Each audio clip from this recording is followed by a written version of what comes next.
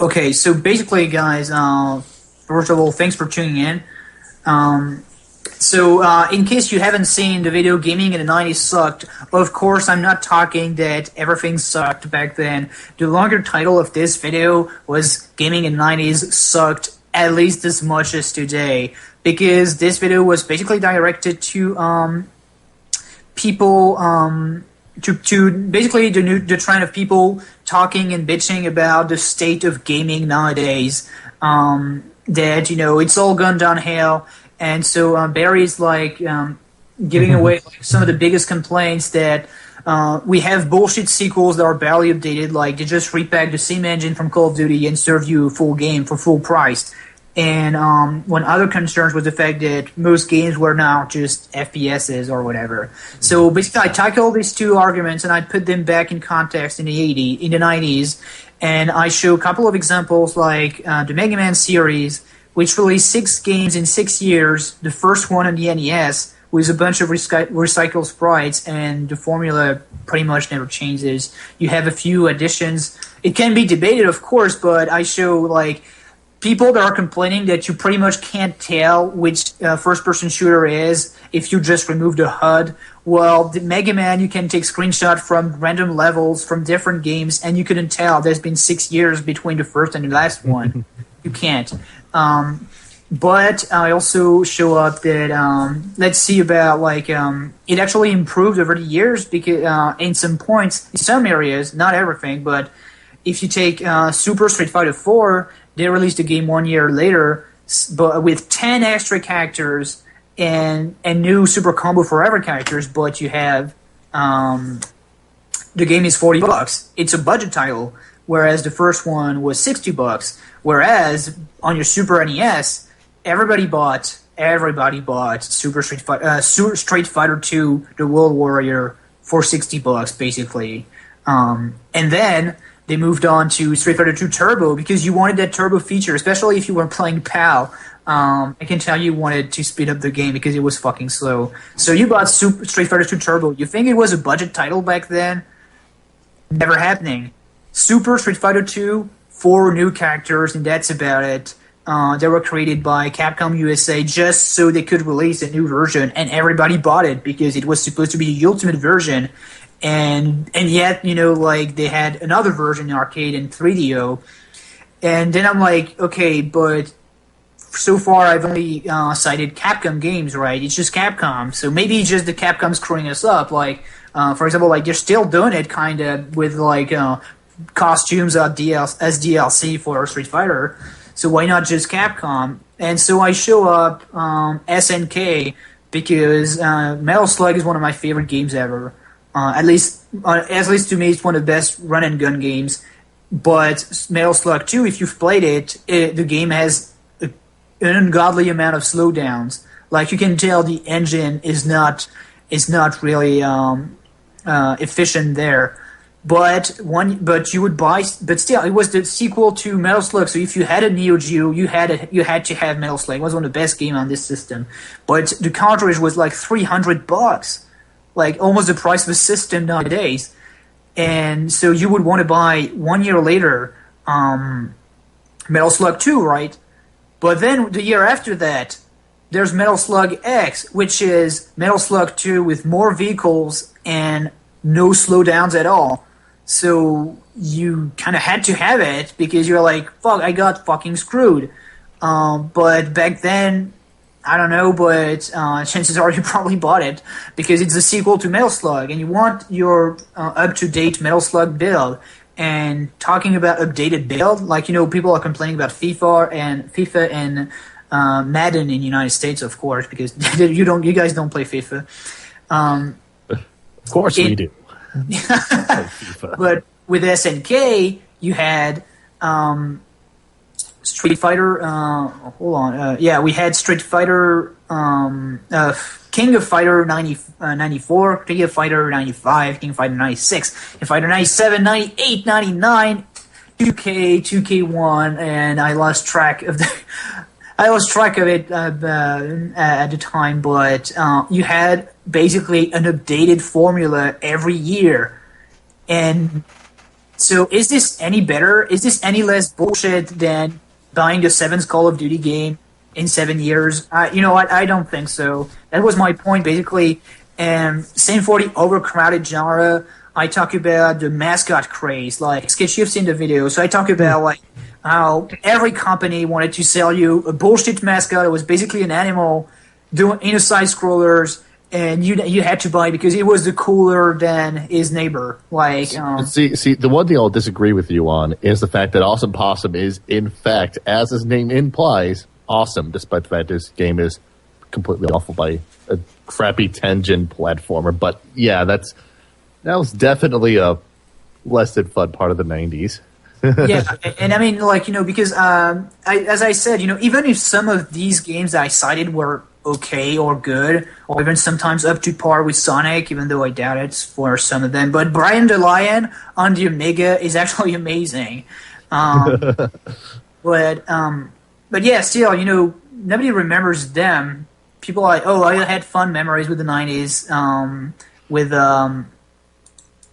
with like Sonic the Hedgehog and Super Mario World and whatever, but or Sparkster. I mean, like, you know, and it's not to say that exactly right. And I think the point you're making there is that it's not necessarily that all those games were bad, but it was like this sort of marketing ploy that people are trying to do, where in some cases the mascot was supposed to be the main selling point and not the game, because the mascot went, then they could merchandise the crap out of it and, you know, make failed attempts at TV shows off of them. Yeah, and also come back to the street fighting genre. And like, you know, because back then it was all about Street Fighter and Sonic. That's the games you remember. But then, like, do you remember like the crap ton of stupid ass fighting games that you would see popping out every year to try to fight the king, basically? Like, and I name like at least like a dozen of crappy ass fighting games. Like fucking Rise of the Robot, or Brutal Paws of Fury, or Double Dragon 5, or TMNT Tournament Fighter, even though I know people like it, but it's because it's TMNT, because this game is not very good. And and I say, and I'm not even naming the good ones, like Buddy Blows if you had an Amiga, or Eternal Champion, or Killer Instinct, or Fatal Fury Special. They were good, they were decent fighters, and they were really crap fighters, but yet, like, nobody was like, or still, you don't think everybody was like, oh, but now all games are just fighters, because you didn't have the internet to complain about, and you wouldn't necessarily keep track of every game released, because, well, it was not the internet years. So that's basically my point, that it's not any less bullshit than it was, and so I don't see what some people see as the great demise of the game industry, because I know Bennett the Sage at some point did a video, and I told him I disagreed, because I could name like tons of ripoff and games you couldn't tell the difference between. Like, there's these shooters on PC Engine. You have Soldier Blade, Star Soldier, and Gunhead, all starting with the same first level, with the same sprites and the same power-ups, and they all came out like within a year of distance, within a year between each episodes. And when I was actually doing capturing video footage for these games, for PC Engine games, for the Video Game Museum, I couldn't. I tell you, I went back to check if I was like, I already captured this game. I played it. Because it was the same exact first level. It was basically the same one. I mean, I think one point to be made is that there's some other fun trends that you could draw between now and back then. I mean, again, I think people have always mentioned this repeatedly, but when people talk about crappy ports of games and conversions, you saw that all over the place in the 80s and 90s. I mean, both between stuff like the Super Nintendo, like let's say between either like the Super Nintendo and the Genesis, or heck, between like those platforms and the home computer platforms over in Europe. I mean, I remember Guru Larry did his video about the different Contra ports and how his Grisor ports rather, how those all turned out. Yeah, exactly. And you know what? Here is another area where it improved over the years, because now you have one-on-one ports of the arcade games. And even if you count Soul Calibur, which is, okay, it's 1999, but it's the end of the 90s. it was a game that was actually better than the arcade. Yeah. It was indicating a turning point into the next decade where we started seeing arcade ports happen that were equatable, if not better, than the actual arcade counterparts. Exactly, and now you have one-on-one ports, whereas back then, what a fucking dumbed-down version. I don't know if you've tried Final Fight for the Atari ST, but it didn't play at all like Final Fight. On the computer, things were complicated, but on the Super NES, for, let's say, like 16-bit systems where the console where these ports would be most advertised, oh my god, it's Final Fight, but I can only play with 2 out of 3 characters, and I cannot play with my buddy. Like, really, it's a one-player Final Fight? And yet they advertised the shit out of this Final Fight game for Super NES, the port. And that pretty much explains the success of Streets of Rage, because because if you take the Super NES version of Final Fight, I love it, don't get me wrong, but compared to what Streets of Rage offers in front, you have a better soundtrack because it's actually meant for the Genesis. You had more impressive special effects like the fire thing, and you had 3 characters to choose from, and you could play with a buddy. That's a big improvement. Sure, the sprites, but Final Fight got away with because it had bigger sprites, and that's what people wanted. But yeah, here's an area where things actually improved. And that's pretty much my point, is that gaming nowadays is not so bad. And it's at least it's not worse than back then. There's a bunch of other points. People are talking about Final Fantasy 13. Well, it's true that apparently some series went really downhill. And of course, I'm not gonna debate over that. Some series went downhill. How many series have been created since then? Only on this generation. Because you can tell me all you want that, you fucking love your Final Fantasy 7, whatever. But because I trust you. I trust you that it was an amazing experience back then. Nowadays, imagine yourself being 8 years old or 12, because I have a 12-year-old brother, so it's interesting to see how he discovers games as of today, because he has not played everything that I've played, obviously. So to him, an RPG is Mass Effect. That's his Final Fantasy 7, if you'd like. That's his big revolution. Oh my god, this is serious business. I can actually romance characters. I'm really involved into the story. It's fucking epic. The graphics are amazing. The acting, I can sense the characters acting. Is this really worse than discovering Final Fantasy 7 for the first time, or any other game of that era for the first time? Exactly. I don't think so. I would have loved to play Mass Effect as a 10-year-old, but I would have fapped to these blue-ass aliens, man. Because that's the important part. That's the thing to remember. The other thing when it comes to the 90s, I think that a lot of people forget is, you got one of the big things that I think you mentioned wanted to talk about is the notion of the licensed games. And true. And we got, sure, we got a lot of crap licensed games now. Or at least they're crap only because it's not because they're broken in some cases, just that they're uninspired or short or rushed or what have you. But you look at licensed games of now, and you look at some of the licensed games back in the 90s and 80s. Some of these were terrible, and that's the point. If you take because for now, for example, let's say this upcoming Thor game, it looks bad because it looks subpar and it looks like a God of War ripoff.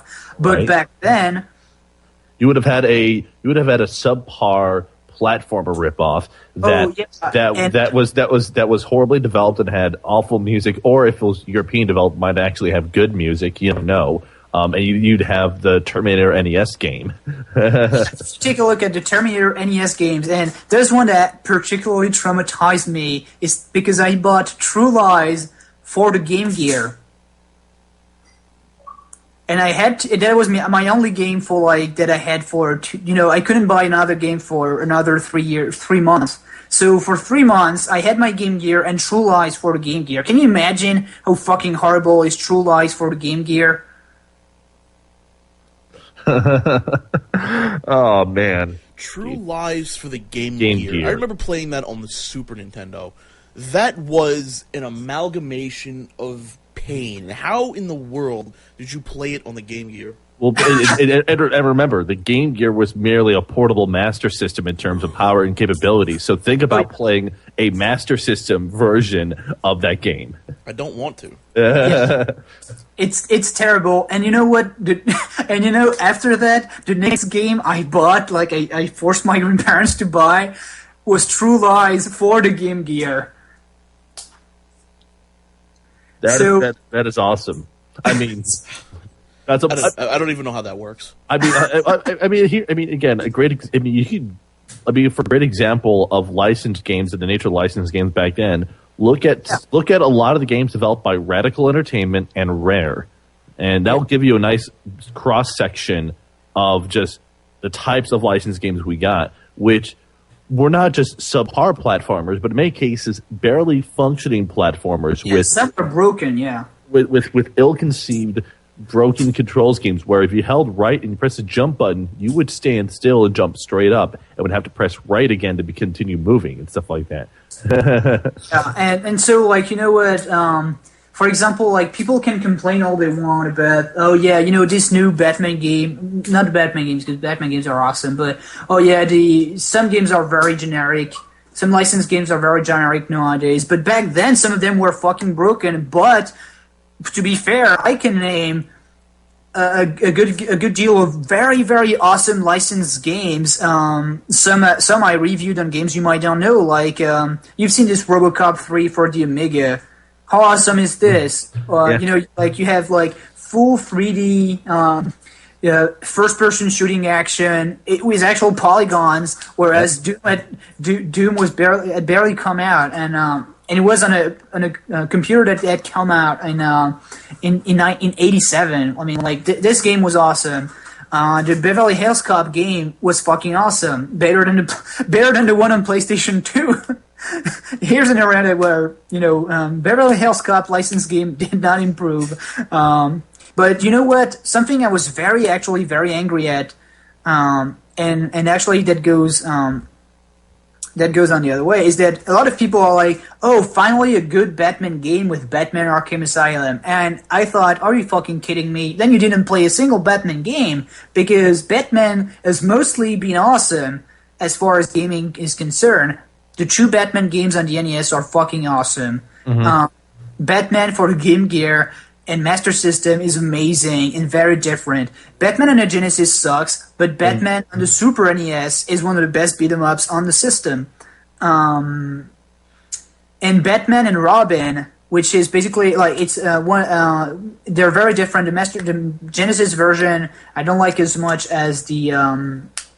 It's not based on the movie; it's based on the series, by the way. And the graphics were amazing on this one, and I remember it getting like a 95% rating, so like 9.5 out of 10 on the magazines I would read. So Batman has always been awesome, but if you look at Superman, it's always been fucking crap, and it was worse. And you know what? Superman on the NES and N64 is way worse than Batman on a 360. Even though that's not a good game, it's still way better because you can at least have fun flying around. Oh, you mean like Superman Returns on the 360 and stuff? Yeah, right. Superman Returns on the 360. And I think that's kind of the point you're making. Like with some of these games derived from movies and stuff, like the Transformers or the Iron Man and otherwise, is that they're not like fundamentally broken games. They are just uninspired, and they really aren't worth the full price anyways, but could be worse. And one fun point, just as a random factoid for those in the listening, you mentioned Superman for the NES. The best part about that game is that it has been mentioned how the American version doesn't even have the Superman theme at the title screen, but the Japanese version does.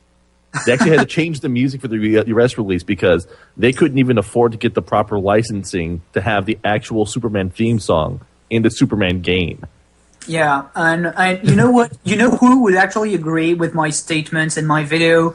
It would be, I think, James Rolfe, because I don't know if you remember his Godzilla review. Oh yeah, he talked about. He's like playing all these shit games from the 90s of Godzilla, whereas all he wanted to play was a decent Godzilla fighter. And where did that finally happen? On the 360. In the 2000s, on the 360, or even like the Godzilla games on the GameCube, he's playing games like, what the fuck, it's good! It's not these are not the best fighters, of course. But it satisfies, it satisfies that little geekism for that genre, for that realm. So you finally had it, and you know what? That's why I'm jealous of my little brother. What's original? So. That's why I'm jealous of my little brother, because he's 12 years old. So the first Dragon Ball Z games he would get to play were the one the Budokai series, which is awesome, because when I finally saw that, I was like, wait, they made a decent Dragon Ball Z fighter after like a shit ton of ones, because in Europe we got the Super NES fighters, in France specifically, because they were translated in France, in French actually, and the Budokai, the Super Butoden series, it sucks. It's garbage, and if you've played the Japanese version, it's slow as fuck. So now you can imagine how it was on PAL. At 50 Hz. It was garbage. But we would force ourselves to play through these games because it was Dragon Ball Z. There was no other way to experience a good Dragon Ball Z game. So when the second one hit the shelves and people saw that it was actually decent because you could crossfire and then type like a maniac on A or B, it looked okay, but this game was still a very subpar fighter compared to, I don't know, Street Fighters, whereas the fucking Budokai series is so compelling, so overwhelming with like everything you wanted, that you can't tell me that, video games, or especially franchises, went downhill, because it's not. Because my brother didn't have to wait 20 fucking years to finally play a good Dragon Ball Z games. That's my point. Let's go even further from that. Let's talk about like smaller developers. Let's talk about developers that because nowadays, if you look at the past, a lot of the smaller developers, a lot of these small independent studios were basically doing all these sort of crappy licensed games and ports and stuff because that was the only way they could even make money until they could make their one original title that somehow took them out from the crappy licensed land into decent developer land. But now, there's such a wide range of developers and a wide range of platforms that people can work on their own independent original games and put them out more easily than back then. Well, for example, when you mention independent developers, I'm thinking that actually nowadays they got it easy compared to back then. Jeez, yeah. Because back then, either you would get a shitty you would release your game as a shareware that would be like just randomly put on a CD-ROM with like 1,000 other games, so nobody would play yours, or you would actually release a disc for all your computers, but it would just be on a very specific market. But you would never touch the consoles unless your game would prove to be a hit on PC first. I'm thinking about Jim Power there. But because, for example, actually Factor 5 is a very good, a very interesting pick for this argument there, or debate or whatever. It's because they would do console-oriented game on PC and then prove to be a success, so then they would be ported on console, like Turrican, Jim Power, and then they would get on to work on the N64 and all. But what was I trying to say? Back then, you would either release a small disc on PC and you would have to prove yourself worthy of being on the consoles because all the quality check was harsher on console. It was harder to market a game there. Or you would have a shareware like Doom or Duke Nukem 3D. They first started as sharewares. But now, like, you actually have a dedicated platform, and that's how we got to play, like, all these Xbox Live Arcade games. And you know what? It actually links to another subject that I know people wanted me to discuss, because they were like, oh, wait, you did not talk about DLC and how bullshit that is. If you'd like, I like to talk about, this whole DLC and online thing and blah, blah, blah. For example, like, what was I saying? The fact that now we have Xbox Live and all that. So, of course, there's good things and bad things coming from that. That because back then, DLC would still exist. It would have another name. It would be a mission disc or a mission pack, or it would be just an overall fucking new game. Like the Street Fighter stuff. I mean, because back then, if you wanted to add more content to a game, in some cases the only option was release a new game with that content added, as opposed to actually allowing for stuff to be added procedurally with DLC. Yeah, and for example, like, because I'm a big Sega Saturn fanatic, Virtua Fighter Remix, it's a texture pack sold at full price. It's a texture pack for your characters. It's just that, because they rushed the port of Virtua Fighter 1, and then this game looks very ugly and doesn't really show off the capabilities of our system. Let's work the textures and release the game as it is. It's a texture pack that you would buy $60 a year after buying the first Virtua Fighter, advertised as the first 3D fighter finally at your home. How bullshit is this? So DLC, bullshit content sold for too much. You know what? I think actually that now the DLC is sold at the right price compared to back then. If you could, it's still too expensive, but nowadays it still kind of is the right price, unless you're speaking Call of Duty, because $15 for maps is garbage. But still, back then you would still buy mission packs. Like, I remember, like, fucking Duke Nukem. What was it, like Duke Nukem Goes to Hawaii or something like that? There's an expansion pack for Duke Nukem that's just stupid, and you can tell it's just not serious or whatever. And it was still very expensive. And so nowadays, of course, you have stuff that are overpriced, because you're always going to have someone that's going to be abusing a platform whenever it comes out, be it Capcom or whoever else. Like, I think that it's a bit expensive to buy extra songs for a Guitar Hero. It still is better than buying a new Guitar Hero game, because the concept never changes. So DLC, there are good things and bad things coming from it, but you know what? It has to come with the rise of the internet and dematerialized content, like, basically like downloadable content.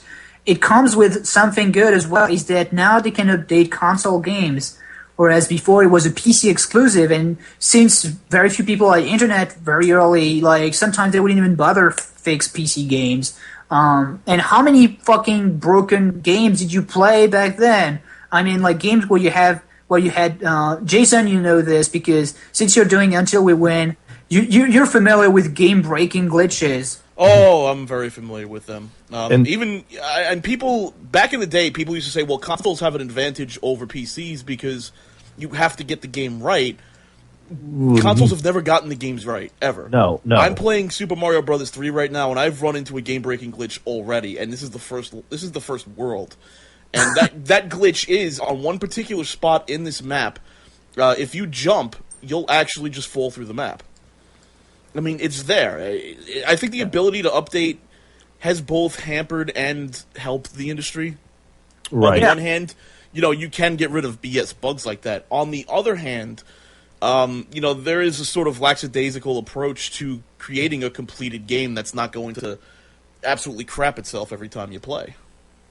Yeah, but for example, that's actually a concern that the guy, if you read the blog of Eric Chahi, so the creator of Out of This World, I'm coming back to this guy, this is as independent as you can get, because the guy was on his own, just filming himself, and then on a VHS, he would pause, he would buy a very expensive VCR with internal memory, which was very very rare back then. And then decal and pause and decal with like paper like and redraw the frames by frame what he had shot, so he could scan it with the hand scanner for his Amiga and do the cinematics this way.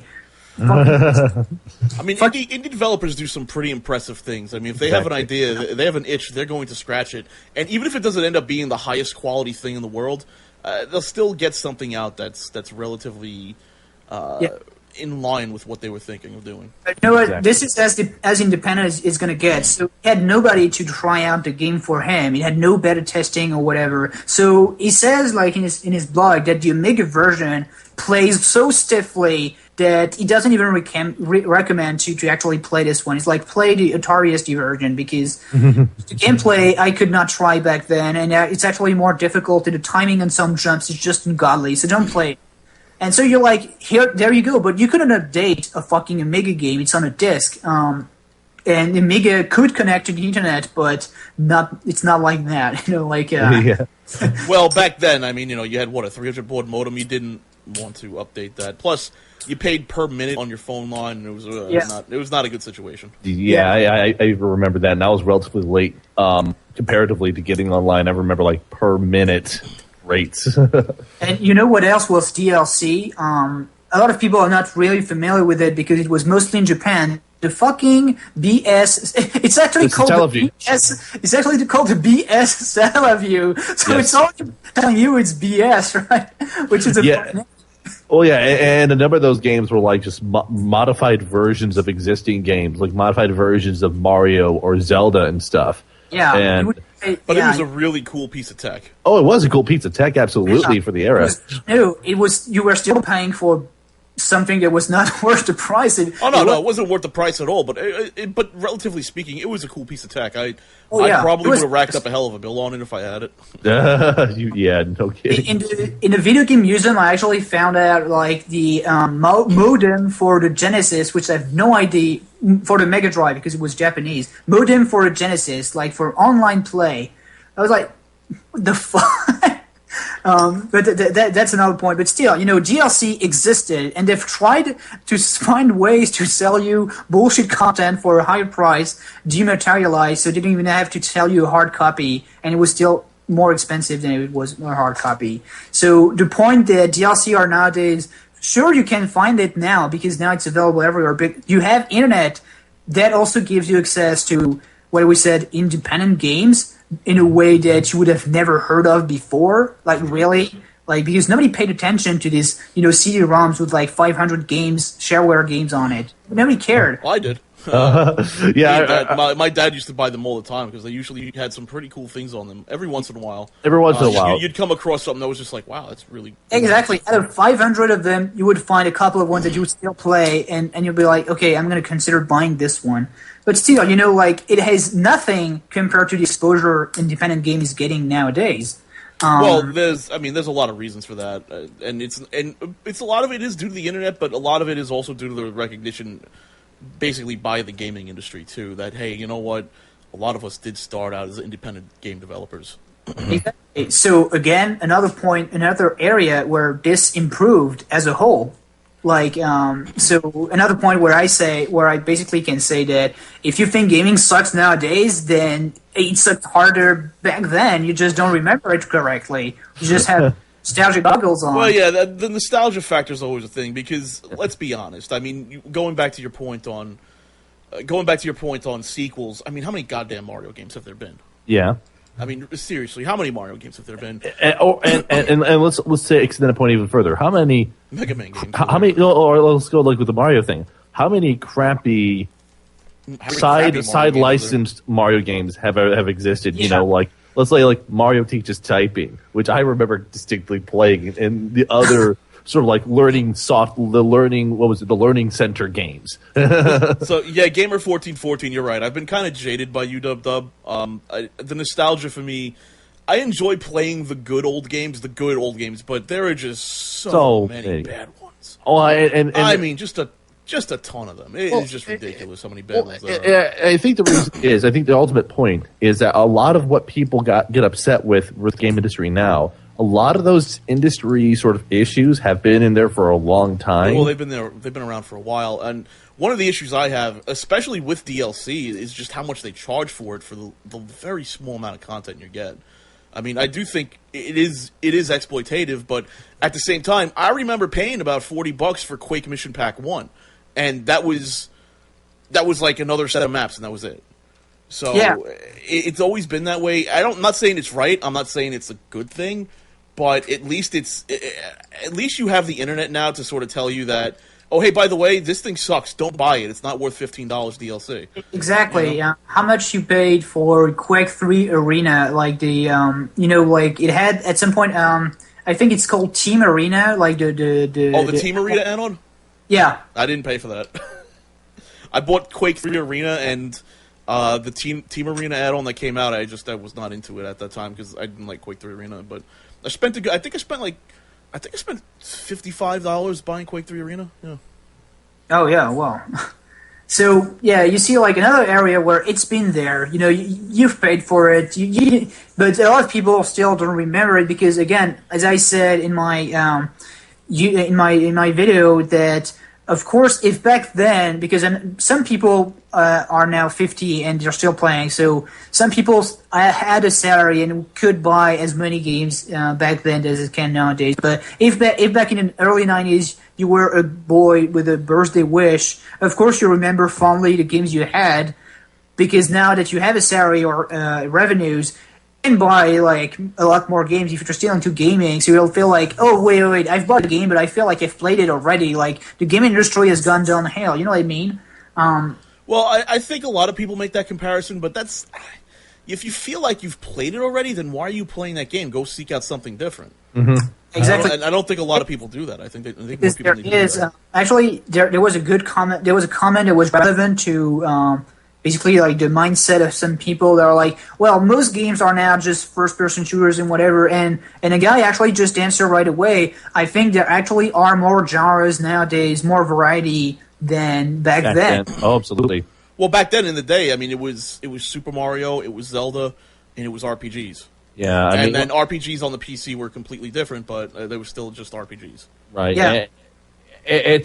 There's a wider range of genres, wider range of developers working on those genres, wider range of delivery platforms, and wider range of entry levels for both in terms of interest and difficulty levels. Now, to be fair, the major games, the major games, they've been relatively stagnant over the years. I mean, we've got, going back in the day, the major games, platformers.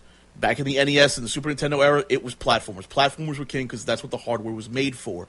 Going to the modern era, they're made for first-person shooters. They're customized for that. They're customized for those 3D environments, for the texture compressions, for all of that. So you're going to see a lot of that because developers take advantage of what the hardware is supposed to do.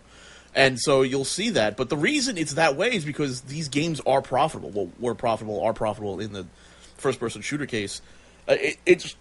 It's just a fad. It'll change. Give it a couple of generations. It'll change to something else. And you know what I thought? That because we're discussing 90s, so if we're going to discuss 90s, let's talk about the 95 to 2000 era, which is almost its own entity because it was the real big shift, at least for consoles, to 3D.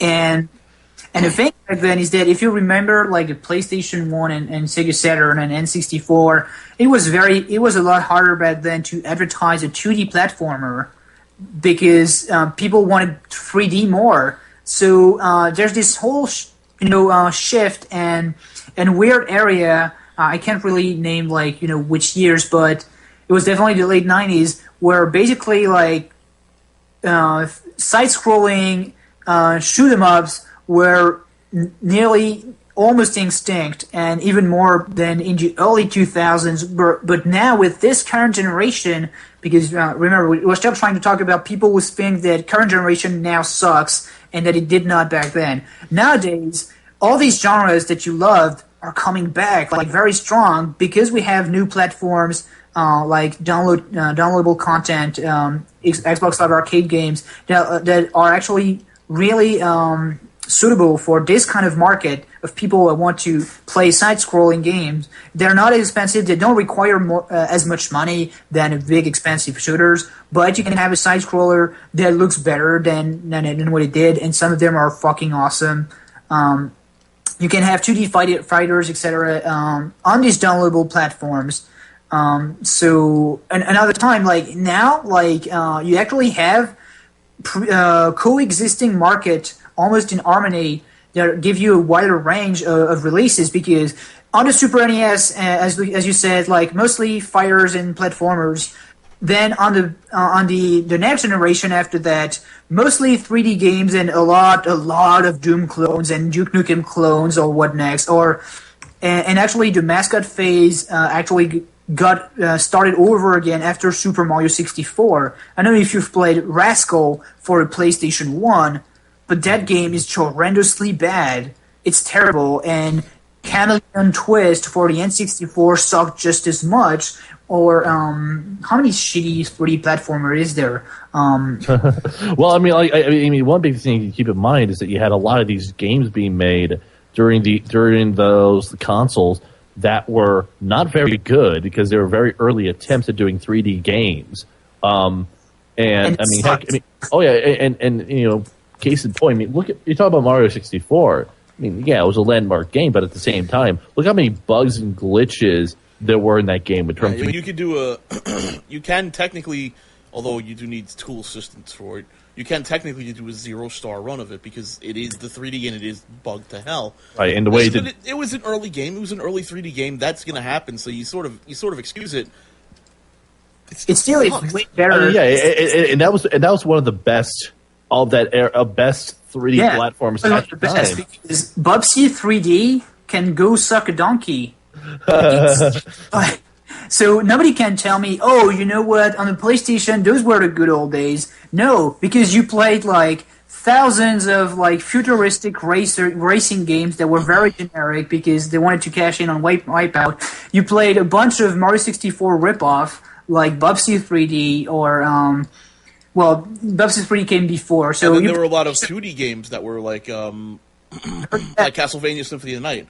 That took advantage of the texturing hardware of the PlayStation and sort of ignored the 3D aspect of it because, or very rarely used it because it really wasn't that visually impressive. It was just cool tech at the time. Oh yeah, and I mean, and the thing about it, and again, it's the problems of that era were more about the fact that there was new technology and stuff like that, and they were getting used to new technology. So that's let's be honest. That's the problem of this era too. We're getting used to new technology. Look at absolutely. Look at the Kinect. Look at the Move. Look at 3DS. It takes time for it to get integrated and optimized. And exploited. Optimized is a better word than exploited. But yeah. Well, yeah, I think the big point is the fact that that's always been a problem with the industry, especially with the with the console market, but even with the computer market, just like the idea that these upgrades that happen occasionally, you know, you get an upgrade that gives you access to all this extra tech and extra power, and there's this long learning curve of getting used to it where you have these games which have great ideas but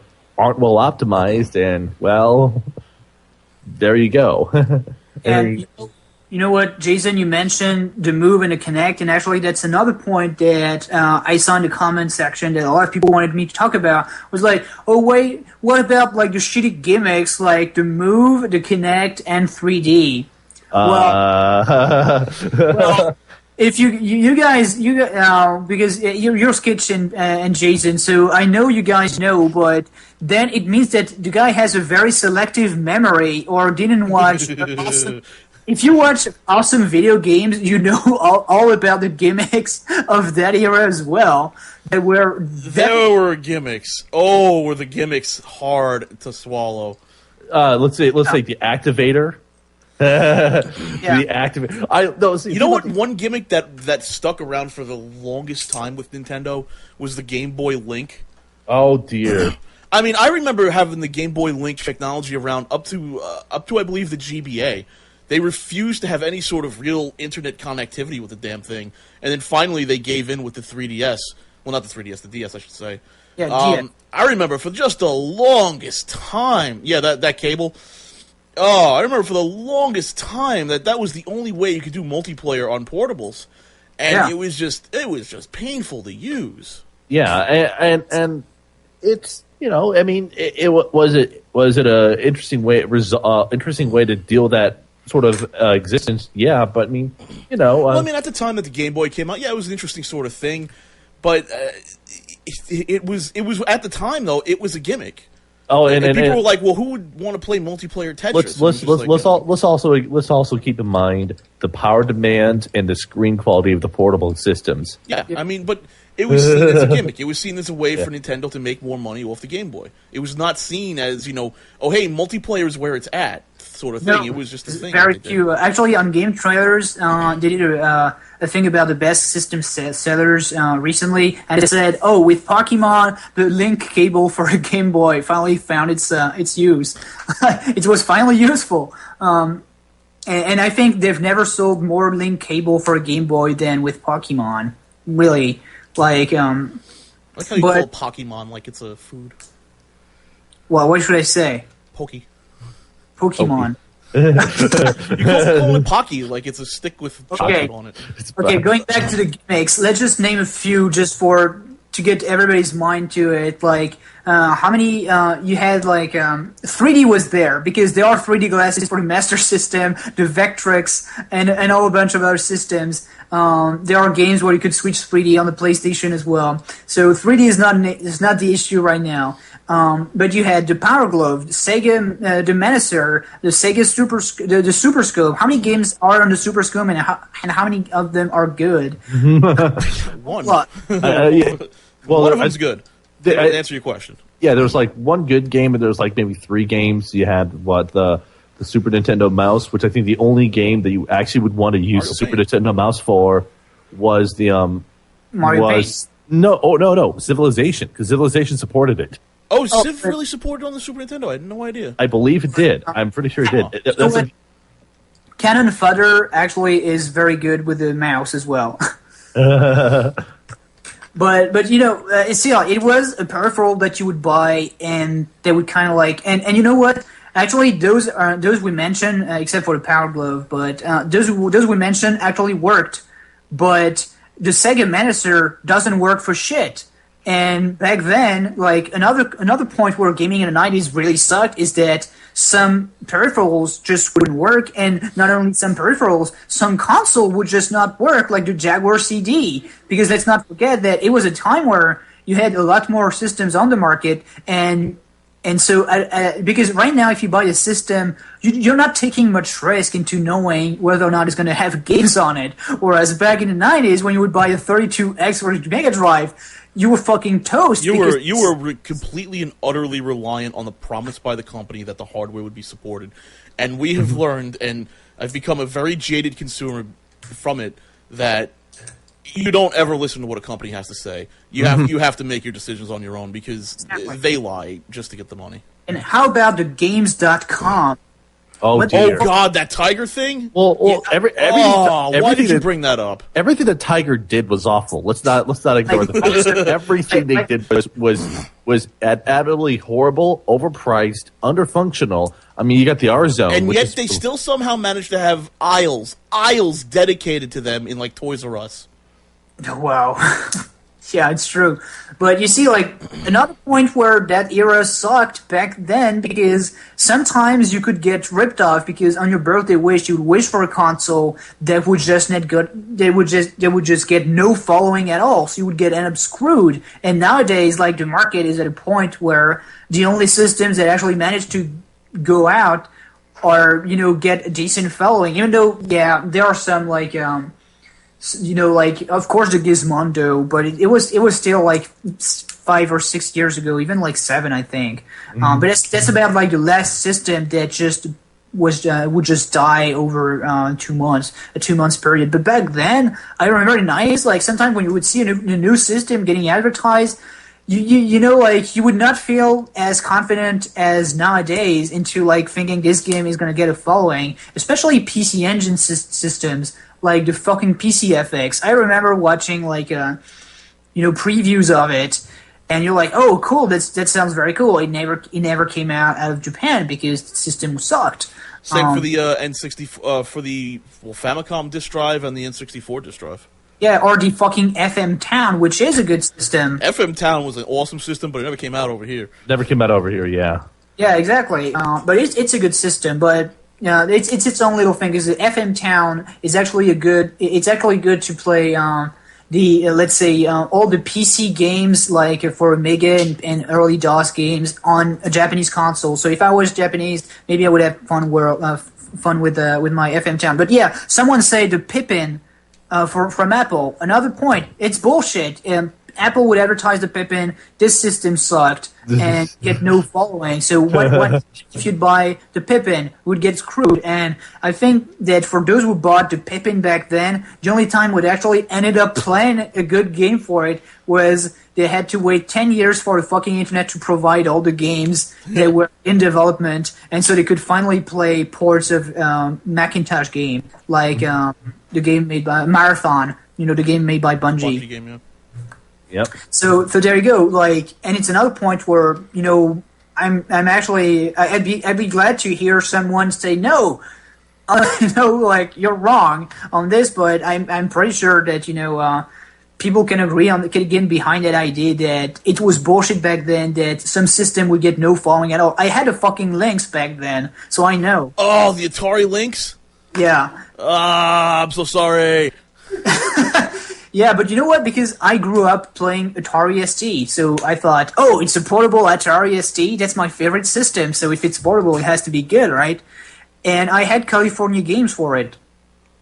Yeah. I mean, well, and here's some other things we can hit on regarding that era. I mean, the one thing I always found, the one big thing I found really fascinating about the 90s in regards to all this stuff regarding platform and support and stuff is the one thing that you guys had over in Europe, Ben, which was the freaking the freaking trinity of computer platforms, or 3 or 4 of those computer platforms, which were vastly different. Somehow got all these games, and you had to deal with. And I'm pretty sure that for the developers, it was a nightmare making all these conversions between what you had the Commodore 64, you had the Spectrum, you had the Amstrad, Atari ST, Amstrad, yeah, and you had the Atari ST. So you had those 4 machines.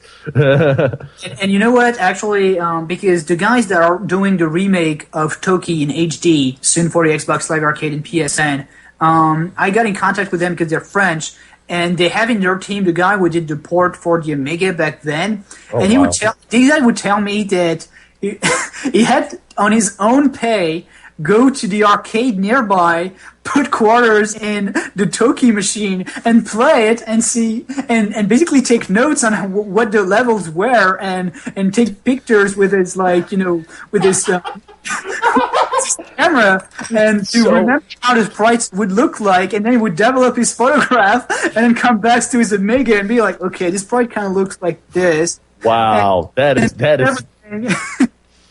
is hardcore indie right there. Oh man, it's not. It sounds indie because these are. It was developed. It's hardcore low budget, not indie. Excuse me. It was published by Ocean.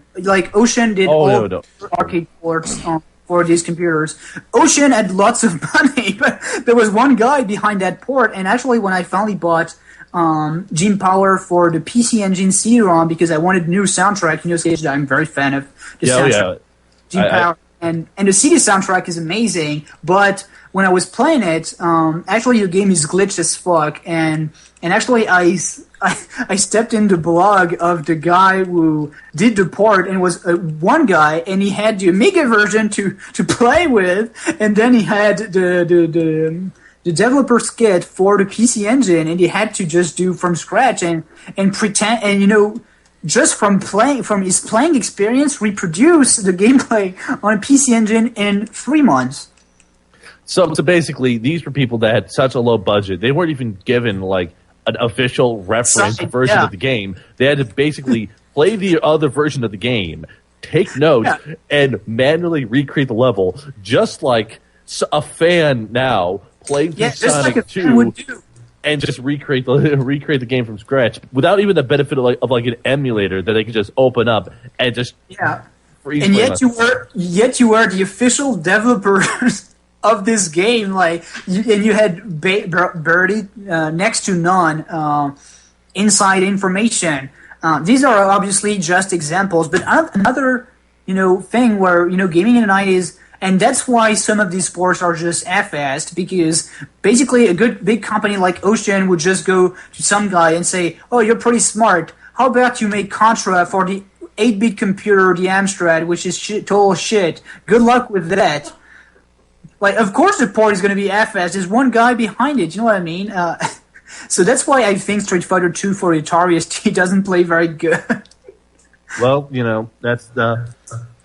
Oh man, I could just think of all the freaking. I mean, I've never played most of these bad conversions for these platforms, but I've seen more than enough reviews. I mean, but if you've had a Game Boy, like, I'm thinking about those kids, where parents wouldn't be rich enough to get a Super Nintendo, so the kid would have a Game Boy, and that'd be his only system.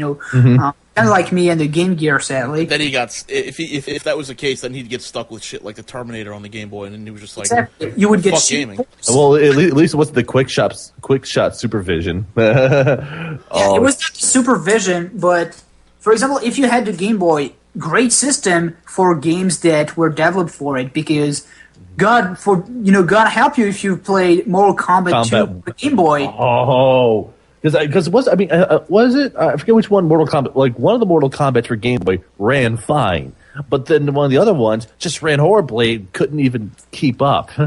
yeah. One is really it's barely playable, and it's an official port. Like, it's not a fan Chinese. And I definitely think sure that some Chinese hack for the NES play better than some of the official Game Boy ports, because I had Mortal Kombat 2 for Game Gear. And it was actually a decent port, but when I saw the screenshot for the Game Boy, I was like, God help these people, man. And I was an atheist, so I renowned, I wanted to acknowledge the existence of a God solely to help those people playing Mortal Kombat 2 on the Game Boy. That's how horrible it looked. You are a spiteful man, Benzaie. So, basically, yeah. Overall, yeah. But nowadays, if you look back at it, now they have a real dedicated team to do a different game when a game comes out for the PSP and DS that are ported from existing franchises, like Ridge Racer. When Ridge Racer or Sega Rally comes for PSP, it actually looks pretty good. It plays good. Whereas when you would have Wave Race for the Game Boy, it would play nothing like the N64 version, obviously, or Turok. But you know what? If you were a kid, you would see popular games on magazines and TV, but all you had with the Game Boy, you would buy the shitty port. And oh my god, how many of them there were? So again, the 90s, playing in the 90s, sucked at least as much as today's, because if you're complaining about today, then why the hell do you think it was better 10 years ago? It was not. That was my point overall. I think we kind of got around, but maybe Skitch, you got other points you want to tackle on, but... I think the ultimate point is kind of like it's like the full title that you started off with was completely valid, and that is saying that if people think that gaming sucked now, well, then it also sucked back then for a lot of the same reasons. And in some areas, things have actually gotten better and not worse. Yeah, worse sometimes. Some things have deteriorated. Yeah, some things have deteriorated. The customer relationship between the developer and the customer has definitely deteriorated than what it once used to be. It's gotten to a point now where companies just outright ignore the customer and just try to solely. Well, it was like that too, but at the same time, it feels more like more exploitative to me nowadays. I think it feels. I think it also comes down to the fact that since access for discussion and lines of discussions is so much easier now, that when there's not much communication, it feels even worse now than it did. Well, yeah, I mean, it definitely feels like customers will have an ability to outreach, and yet companies are actively sort of sticking their fingers in their ears, going, "Can't hear you." Yeah, but at least you can. I mean, at least you still have. I'm not saying generally, but at least with some developers, you have open forums where people will actually listen to. And for example, that's what they did with Skyrim, for example, they have open forums and say, okay, guys, what you guys want in Skyrim, and that's what they did with SWAT 4 as well back in the days. Even though I know Spoony doesn't like SWAT 4, but back then they were like, okay, you guys like SWAT 3, what do you want next? And this kind of thing was not possible back then, obviously, because you didn't have the internet. So I think maybe, Jason, that because I can't really remember Nintendo or Sega being like, opening like a grand, like, send your letters to Sega and we'll improve. Oh, no, there are improvements that have come because the internet, is the internet. But you're talking about but the businesses it does managed. feel like that other companies, say, for example, Treyarch or Infinity Ward, Activision, they go out of their way to ignore the customer demand, and they just try to pump out the same thing year on and year out. So again, it sort of amplifies the whole "that's how business is." Exactly, it amplifies it, but I don't think it was non-existent back then. I don't think it wasn't non-existent either. I just think it, to a greater degree, it sort of cuts the personal tie you may have had if you did have one to a company. Well, yeah, if you like Treyarch, then that's your fault, because I don't think, even if there's less expectation for some games, they still come out with a collector's edition, which is something you didn't have back then as much. And I think that, for example, if you want your map, I'm sure that because I pre-ordered the Balls of Steel edition for Duke Nukem Forever, right? And you're going to be getting it before America is going to get it, just to let you know. Yeah, I'm going to get it like I get it. But that's one of the things that's really worked out for the European and Asian markets.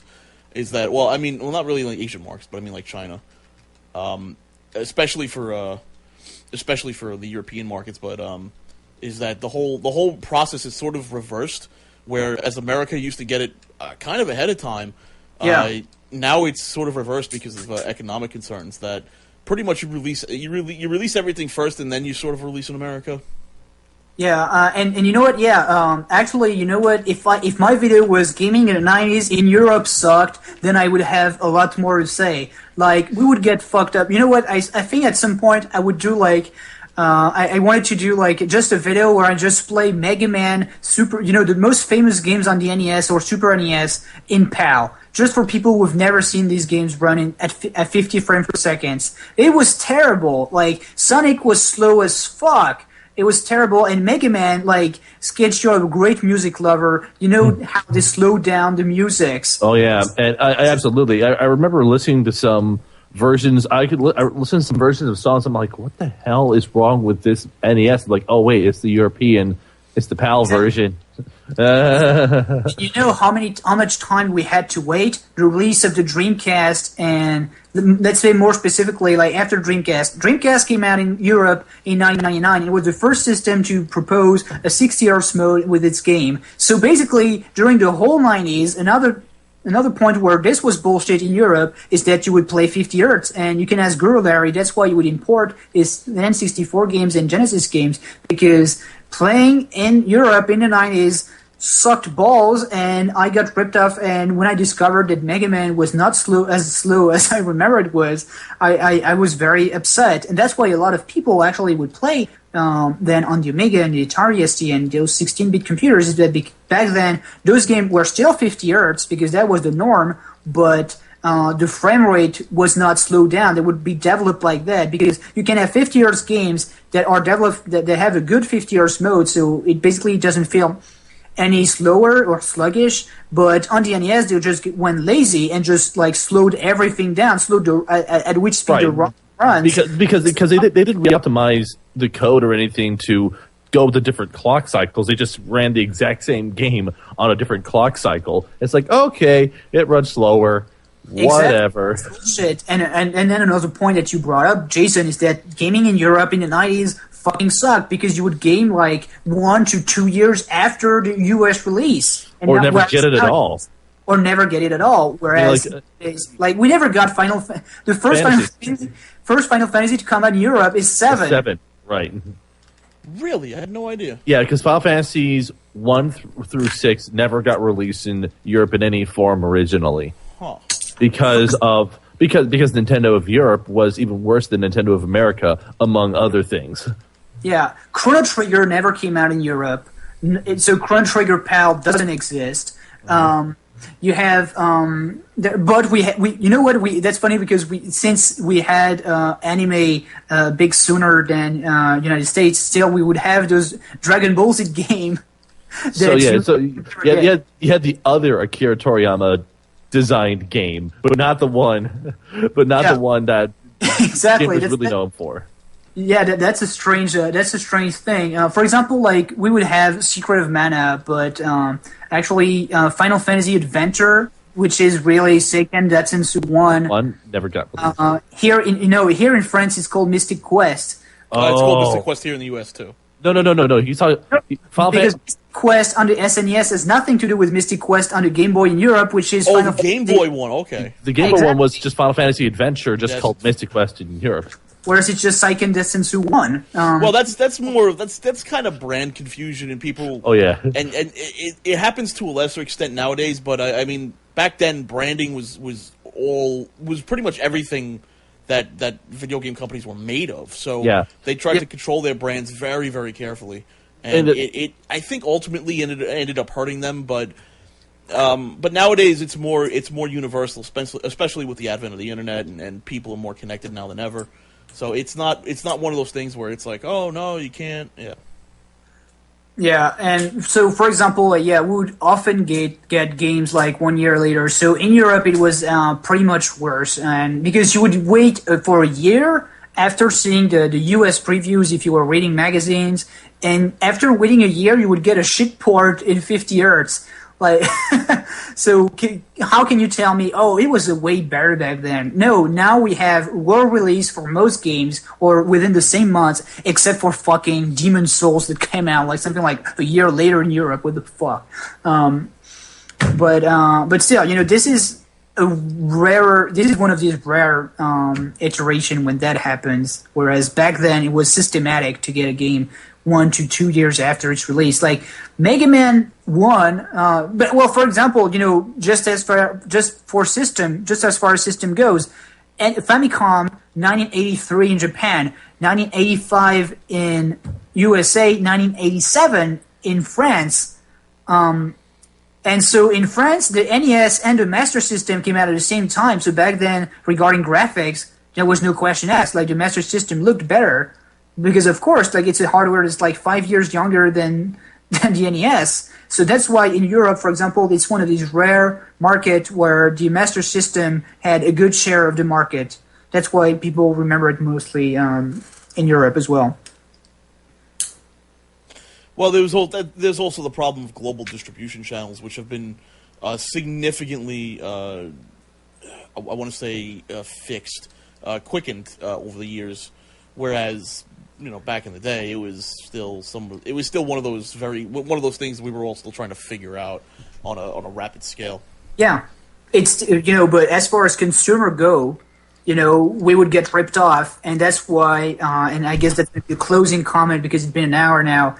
That's why I think that if you think gaming sucks nowadays, then you can't say that it was better in the 90s because it was not. There you go. I guess that's my point, guys. Thanks for tuning in. I was reading the comments though, but since it was good debating with Kitch and Jason, even though they kind of agree with me anyway.